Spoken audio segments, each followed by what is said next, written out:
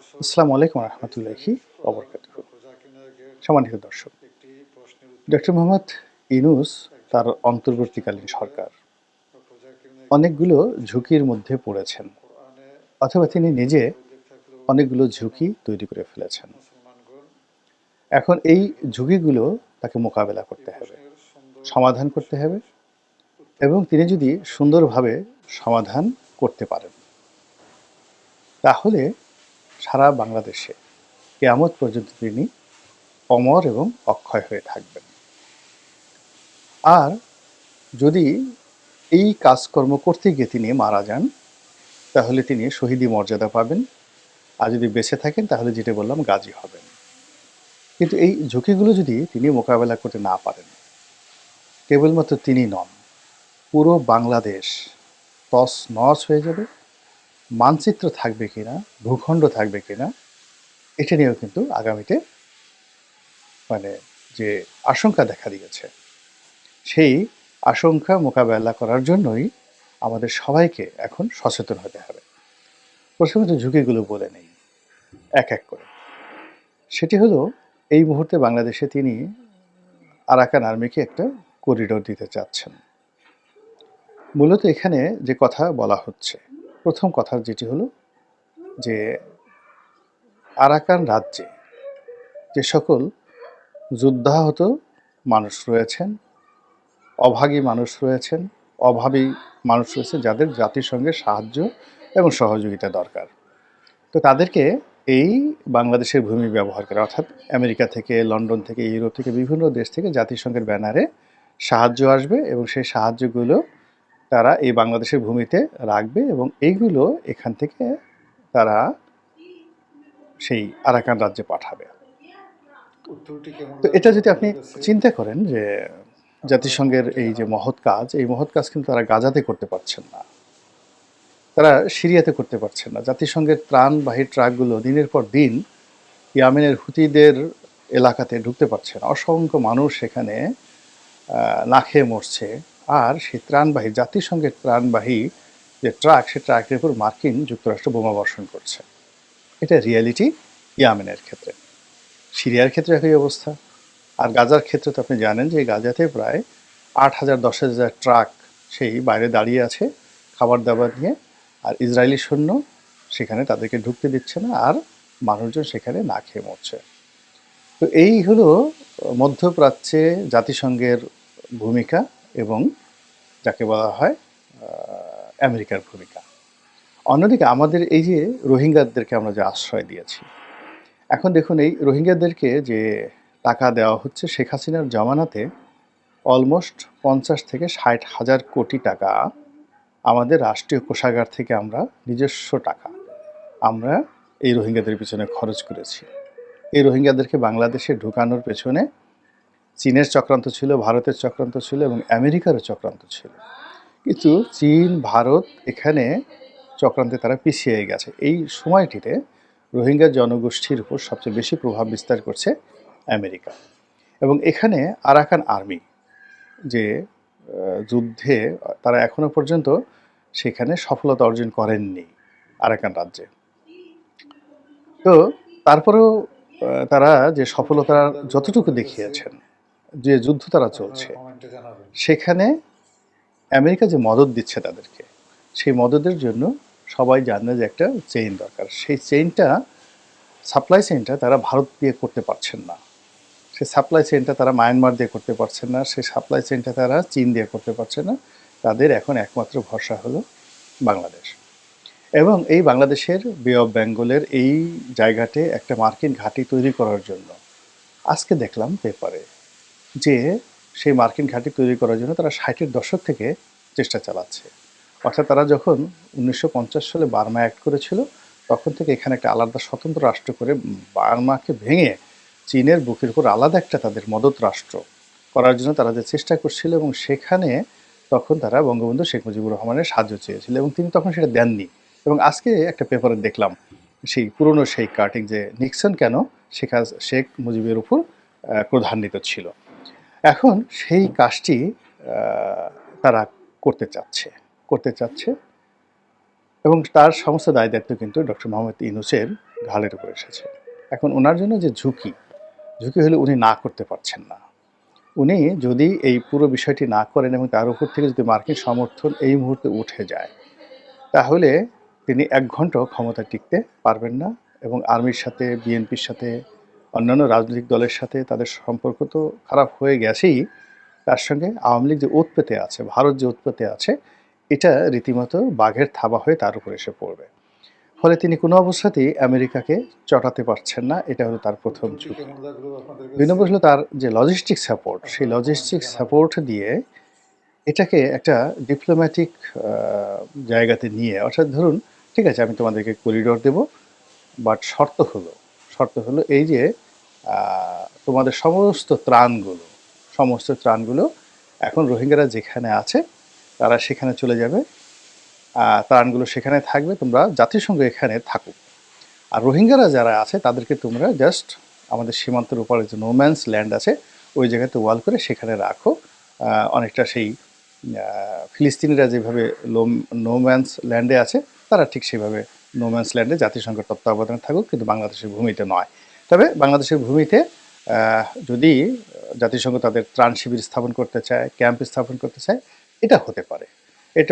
এবং এই ক্যাম্প থেকে সরাসরি রোহিঙ্গাদের কাছে গেল, আবার রোহিঙ্গাদের সেই ক্যাম্প হয়ে এরপরে অন্যান্য রোহিঙ্গারা যারা রয়েছেন আরাকানে, বুদ্ধিস্টরা রয়েছে, যেখানে জাতিসংঘ ত্রাণ দিতে যায়, সেই কাজটা তারা করতে পারে। এই কাজটি যদি উনি করতে পারেন, আমার বিশ্বাস যে তিনি অমরত্ব লাভ করবেন, ভীষণ রকম অমরত্ব লাভ করবেন। এবং এখন তাকে নিয়ে যে সকল কথাবার্তা হচ্ছে যে তিনি আমেরিকার তাবেদার, তিনি আমেরিকাকে একটা সুযোগ দিচ্ছেন, তিনি আমেরিকাকে সেন্ট মার্টিন দিয়ে দিবেন, তিনি এখানে একটা খ্রিস্টান রাজ্য প্রতিষ্ঠা করবেন, তিনি আর একটা নোবেলের জন্য কাজ করছেন, ইত্যাদি নানা রকম যে প্রোপাগান্ডাগুলো চলছে, এগুলো সবগুলোর যাকে বলা হয় মুখে রীতিমতো চুনকালি পড়ে যাবে যদি তিনি এই কথাগুলো খুব স্পষ্টভাবে পাবলিকলি বলেন যে আমরা জাতিসংঘকে অবশ্যই করিডোর দেব মানবিক সহায়তার জন্য।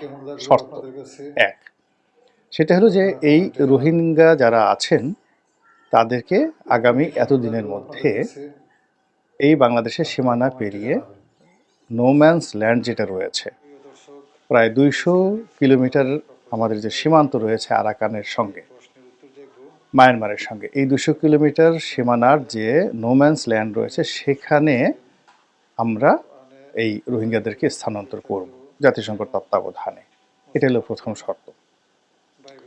দ্বিতীয় শর্ত হলো যে এই করিডোর ব্যবহৃত হবে একটা নির্দিষ্ট সময়ের জন্য, কেবলই মাত্র ত্রাণ সামগ্রী ব্যবহার করার জন্য, এবং এই ত্রাণ সামগ্রী এখানে রিসিভ, চেকিং, সিকিউরিটি চেকিং সব কিছু করবে বাংলাদেশ সেনাবাহিনী।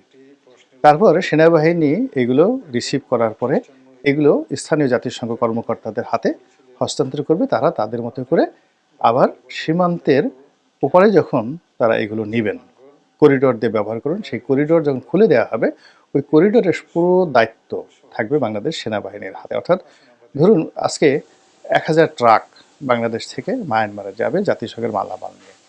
এখন এই মালামালগুলো যে জাহাজ থেকে খালাস হলো, যা কিছু হলো, এটা রিসিভ করলো কে? বাংলাদেশ সেনাবাহিনী। তো বাংলাদেশ সেনাবাহিনী রিসিভ করার পর তারা আবার এটা দেখলো যে সব কিছু সিকিউরিটি চেকিং আছে, সেটা তারা ওখানে জাতিসংঘ কর্মকর্তাদের হাতে দিল, তারা সেখানে তাদের গোডাউনও রাখলো, এবং সেই গোডাউন থেকে তারা কি করলো, তাদের সেই জাহাজে করে হোক, নৌযানে করে হোক, কিংবা ট্রাকে করে হোক, তারা সেটা আরাকানে পাঠাবে। তো আরাকানে পাঠানোর জন্য বাংলাদেশ সীমান্ত দিয়ে আরাকানের মধ্যে ঢোকার জন্য যে করিডোরটা, সেটার একটা গেট থাকবে। সেই গেটের নিয়ন্ত্রণ কাদের হাতে থাকবে? সেনাবাহিনীর হাতে থাকবে। এবং সেই গেটটি একটা নির্দিষ্ট সময়ে খোলা হবে। ত্রাণগুলো যখন যাবে তখন খোলা হবে, আবার ত্রাণগুলো যাওয়ার পরে সঙ্গে সঙ্গে সেটা বন্ধ করে দেওয়া হবে। আবার ওখান থেকে যখন ট্রাকগুলো আসবে সেগুলোর সিকিউরিটি চেক হবে, এবং স্পষ্ট থাকবে যে কোনো সামরিক সরঞ্জামাদি আনা নেওয়া, এবং স্থানীয় কোনো বাসিন্দা, বাংলাদেশি হোক কিংবা মায়ানমারের হোক, তারা কেবলমাত্র জাতিসংঘের কর্মকর্তা কর্মচারী ছাড়া এই গেট দিয়ে এপারে ওপারে যাতায়াত করার ক্ষমতা, সুযোগ কারোরই থাকবে না। এই কথাগুলো যদি তিনি এই মুহূর্তে বলতে পারেন, সঙ্গে সঙ্গে তার সম্পর্কে মানুষের যে এখন তর্ক হচ্ছে, বিতর্ক হচ্ছে, এটা দূর হয়ে যাবে, এবং তিনি রীতিমতো গাজীতে রূপান্তরিত হয়ে পড়বেন। এবং এই করিডোর নিয়ে কেউ কিন্তু দুঃশব্দ করবে না, বরং এই করিডোর দেওয়াটাকে মানুষ মনে করবে যে ডক্টর মোহাম্মদ ইউনূসের মতো একজন লোক না হলে এই কাজটি কিয়ামত পর্যন্ত বাংলাদেশে কেউ করতে পারতো না, হাসিনা খালেদা কেউ করতে পারতেন না। তো এই গেল একটা ঝুঁকি। ২ নম্বর হলো ভারতের সঙ্গে তার যে বন্দোবস্ত বা তার যে সমস্যাগুলো আছে, সেই সমস্যাগুলো তাকে খুব খোলামেলা বলতে হবে। আমি আসলে এই কাজগুলো করতে চাই, যেগুলো তিনি পারবেন না। শেখ হাসিনাকে আনা, তার মুখ বন্ধ করা, তাকে বিচার করা, এই সমস্ত বোগাস কথাবার্তা না বলে তাদের যেটা হলো ভারতের সঙ্গে কী সম্পর্ক থাকবে আর কী সম্পর্ক থাকবে না।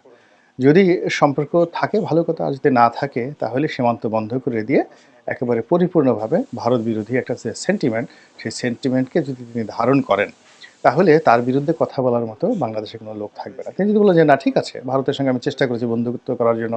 তারা আওয়ামী লীগকে নিয়ে থাকবে, তারা শেখ হাসিনাকে নিয়ে থাকবে, থাকুক না, অসুবিধা কী?" আমরা সেটা না। আমরা আমাদের সীমান্ত বন্ধ করে দিলাম। ভারত যেভাবে বন্ধ করেছে, আমাদের বাংলাদেশী নাগরিকদের জন্য, আমরাও ভারতীয় নাগরিকদের জন্য সীমান্ত বন্ধ করে দিলাম। কোনো কিছু করার দরকার নেই। এবং ভারত যদি আমাদেরকে চোখ রাঙায় দেয়, আমরাও দেব। তারা যদি যুদ্ধ করে, আমরাও যুদ্ধ করব। আবার যদি আগামীতে তারা বন্ধুত্ব করতে চায়, আমরাও তাদের সঙ্গে বন্ধুত্ব করব। স্রেফ বাংলা কথা। তারা যদি তিস্তার পানি না দেয়, আমরা এখানে তিস্তা ব্যারেজ নির্মাণ করব। এই কথাগুলো তিনি যদি খুব ৩ থেকে ৪টি পয়েন্টে খোলামেলা বলে দেন এবং সেটার স্ট্রং থাকেন, তাহলে লোকজন একেবারে তাকে বাঁচলে শহীদ, মরলে গাজী, এই অবস্থা তাকে গ্রহণ করবে। থার্ডলি হলো ইকোনমিক যে দুরবস্থা। এটার জন্য তাকে খুব স্ট্রং হতে হবে। ইতিমধ্যে দেখেন বেক্সিমকোর যে গার্মেন্টসগুলো বন্ধ হয়ে গেছে, ৪০,০০০ লোক বেকার। ৫ জন করে যদি হয় ২ লাখ সদস্য। অর্থাৎ ৪০,০০০ লোক বেক্সিমকোতে চাকরি করত, যাদের সহায় সম্পত্তি, খানাপিনা সব এই প্রতিষ্ঠান থেকে আসতো। তারা এখন বেকার। তাদের এক একজনের পরিবারে ৫ জন করে সদস্য থাকলে ২ লাখ লোক এই বিপদের মধ্যে পড়েছে। একই অবস্থা এসালনে। একই অবস্থা তৈরি হয়ে যাচ্ছে বসুন্ধরার ক্ষেত্রে। একই অবস্থা তৈরি হয়ে যাচ্ছে মেঘনা গ্রুপের ক্ষেত্রে। এই ৪টে গ্রুপে যদি অ্যাটলিস্ট ধরেন একেবারে ২ লাখ লোকের কর্মসংস্থান হয়ে থাকে এই ৪টি প্রতিষ্ঠানে, এরপরে তাদের নেক্সট টার্গেট যেটা হামিমের পিছনে ঘুরছে। এবং দেখেন 111-এর সময় কিন্তু মঈনুদ্দিন ফখরুদ্দিনের ১ নম্বর ভুল ছিল, তারা এই ব্যবসায়ীদেরকে তারা যাকে বলা হয় শেষ করে দিয়েছিল। এবং একই সমস্যা হয়েছিল কিন্তু পাল জমানায় ও সেনদের জমানায়, রাজা বল্লান সেনের জমানায়। তো বল্লান সেনের জমানাতে যেটা হয়েছিল কি, বল্লান সেনের জমানাতে বাংলাদেশের যত ব্যবসা বাণিজ্য সব কিন্তু ভারতীয় গুজরাটিরা করতো, বড় বড় ব্যবসায়ীরা করতো। তো বল্লান সেনের সঙ্গে তখন তাদের সেই মতদ্বৈধতা শুরু হলো। তখন বল্লান সেন করলেন কি, তাদের সোশ্যাল যে স্ট্যাটাসটা, সেই সোশ্যাল স্ট্যাটাসটা তিনি কমিয়ে দিলেন। অর্থাৎ তারা সরাসরি যুদ্ধ করতে পারবে না, তারা সরাসরি যাকে বলা হয় পুজো করতে পারবে না, তাদের ব্রাহ্মণদের মাধ্যমে পুজো করতে হবে। অর্থাৎ এই যে আমাদের এই সমাজে যে শ্রেণী বৈষম্য, ব্রাহ্মণ, শূদ্র, বৈশ্য, তো এখানে রাষ্ট্রে ব্যবসায়ী যে সম্প্রদায়, তাদেরকে বল্লান সেন, সেন বংশের রাজা বল্লান সেন এই প্রথম এখানে সরকারিভাবে, যেটা আর্য জমানাতে হয়েছিল, ওটাকে তিনি গভর্নমেন্টালি তিনি এটা অ্যাডপ্ট করলেন। এর কারণ হলো তিনি যাদের কাছ থেকে, অর্থাৎ পাল জামানাতে যাদের কাছ থেকে ক্ষমতা পেয়েছিলেন, এখন এই বাংলাদেশের মতোই। সেক্ষেত্রে পাল জামানাতে ৪০০ বছর যাবৎ পালেরা যে রাজত্ব চালিয়েছে, তখন সকল ব্যবসায়ীরা ছিল সেই পাল বংশের মদতপুষ্ট। ফলে তিনি তাদেরকে সন্দেহ করলেন। সন্দেহ করে তিনি সেই তাদের সাথে সরাসরি ফাইট না করে তাদেরকে সামাজিকভাবে অপদস্থ করলেন। অপদস্থ করে প্রথমে ব্রাহ্মণদের রাখলেন, তারপরে যারা সৈন্য রাজা তাদেরকে রাখলেন ক্ষত্রিয় হিসেবে, আর ৩ নম্বরে দিয়ে দিলেন বৈশ্যদেরকে। ফলে কি হলো, বল্লান সেনের জমানাতে বাংলাদেশের সবচেয়ে বড় বড় ব্যবসায়ীরা, মার্চেন্টরা, যারা ৪০০ বছর পাল সাম্রাজ্যকে টিকিয়ে রেখেছিল, এবং যারা এই বাংলাদেশের বড় বড় বিশ্ববিদ্যালয়, এই পাহাড়পুর বিশ্ববিদ্যালয়, তক্ষশিলা, বিক্রমশিলা, তারপর সে নালন্দা, এই সকল কিছু মানে শিক্ষা সভ্যতার পাদপীঠ ছিল এই বাংলা বিহার উড়িষ্যা। এই পুরো জিনিসটিকে বল্লান সেন নষ্ট করে দিলেন এই সামাজিক বিভেদ সৃষ্টি করে, অর্থাৎ ব্যবসায়ীদের প্রতি আক্রমণ করে। ঠিক সেম অবস্থা কিন্তু 111-এ কিন্তু মঈনুদ্দিন ফখরুদ্দিনের পতন হতো না, কোনো অবস্থায় পতন হতো না, তারা ১০ বছর টিকতে পারতেন, কিন্তু ইকোনমি ফল করেছিল। এবং তিনি ব্যবসায়ীদেরকে আক্রমণ করেছিলেন। এই বসুন্ধরা, এই যারা যারা হামিম গ্রুপ, আজাদ সাজ্জাদ সাহেব সহ এরকম ১০০ ব্যবসায়ীদের তালিকা করে সবার জীবনে হারাম করে দিয়েছিলেন। এবং এটা ১ বছরের পরে সিরিয়াস আকার ধারণ করে। এবং একই অবস্থা এখন বাংলাদেশে। এখন বাংলাদেশে ধরেন ভোজ্য তেল, চিনি, তারপরে শেষে যাকে বলা হয় ভোজ্য তেল, চিনি, তারপরে চাল, ডাল, এরকম ২০টি যদি নিত্য প্রয়োজনীয় দ্রব্য দেখেন, তাহলে বাংলাদেশের ৫ থেকে ৬টা কোম্পানি এগুলো মেনটেন করে। এখন আপনি কাজী ফার্মকে ধরছেন, দীপ্ত টিভিকে ধরেছেন, ফলে আপনার এই যে টোটাল যে আমিষ, এই যে আপনি সিন্ডিকেট বলেন, যা কিছু বলেন, এটা আপনাকে এদিকে ভারতের সাথে আপনি গন্ডগোল আপনি আনবেন কোত্থেকে? মুরগি পাবেন কোথায়? ডিম পাবেন কোথায়? কাজী ফার্মসের সাথে আপনি যে একটা নেগোসিয়েশন না করে তাদেরকে আপনি যাকে বলা হয় ঠেলে দিচ্ছেন। ২ নম্বর হলো যে পোশাক শিল্পে বড় বড় বেক্সিমকো থেকে শুরু করে হামিম গ্রুপ থেকে শুরু করে আরও 10টা গ্রুপকে আপনি টার্গেট করে ফেলেছেন ঢাকা এবং চট্টগ্রামে। চিটাগাংয়ে ওয়েল গ্রুপ আছে, তাদের ব্যবসা লালবাতি জ্বলার মতো অবস্থা শুরু হয়ে গেছে। এরপরে বসুন্ধরা গ্রুপ বলেন, মেঘনা গ্রুপ বলেন, যারা কনজিউমার সিটি গ্রুপ বলেন, সময় টিভির মালিক, সবগুলোর মধ্যে চাপে রাখা হয়েছে। ফলে কি হচ্ছে দেখেন, বাজারে কিন্তু নিত্য প্রয়োজনীয় দ্রব্য সামগ্রীর সাপ্লাই নেই। বসুন্ধরার জিনিস কিন্তু পাওয়া যাচ্ছে না এখন, বাজারে পাওয়া যাচ্ছে না। এই বিষয়গুলো আপনাকে বুঝতে হবে এবং আপনাকে একটা স্ট্যান্ড নিতে হবে এবং ব্যবসা বান্ধব এই লোকগুলোর সাথে আপনার বসতে হবে।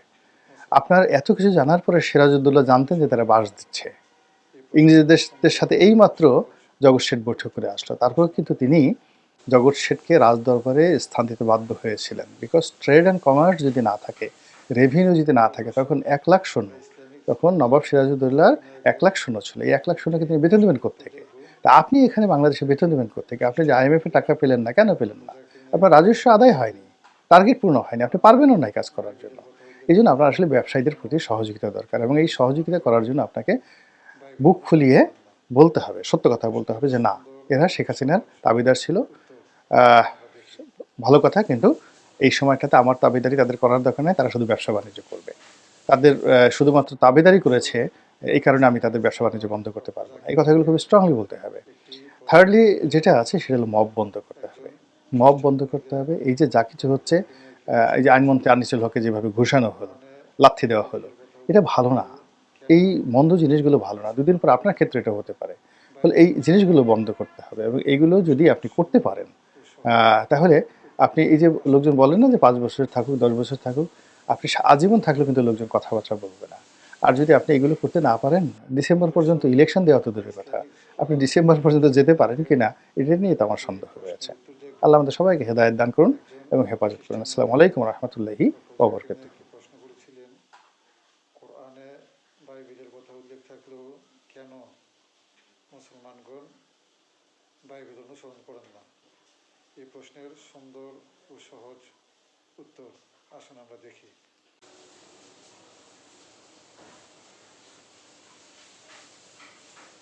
প্রিয় দর্শক, আমরা ইসলামিক স্কলার ডক্টর জাকির নায়েকের একটি প্রশ্নের উত্তর দেখব।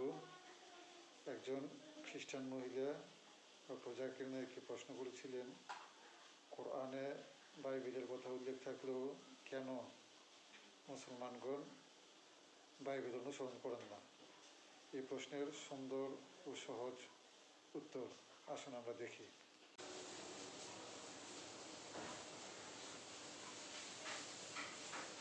প্রিয় দর্শক, আমরা ইসলামিক স্কলার ডক্টর জাকির নায়েকের একটি প্রশ্নের উত্তর দেখব।